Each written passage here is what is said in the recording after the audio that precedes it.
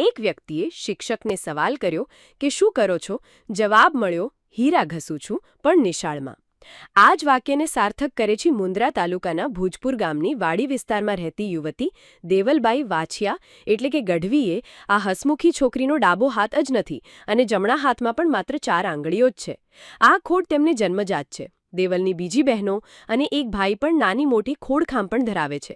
પણ હિંમત ન હારતા દેવલબેને મક્કમ નિર્ધાર કર્યો છે કે શિક્ષિકા બનીને જ જંપવું છે. દેવલ આજે MA BEdનો અભ્યાસ પૂર્ણ કર્યો છે. હાલમાં દેવલબેન નવી નાળ સરકારી પ્રાથમિક શાળામાં ઉત્થાન યોજના હેઠળ સહાયક શિક્ષક તરીકે ફરજ બજાવે છે.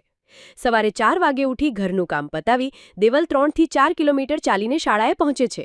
ત્યાં પૂરા તન મનથી તે બાળકને ભણાવે છે. ઘણી વખત આસપડોશના નાના ભૂલકાઓને ઝાડના છાંયડામાં બેસાડી અંગ્રેજી પણ શીખવે છે.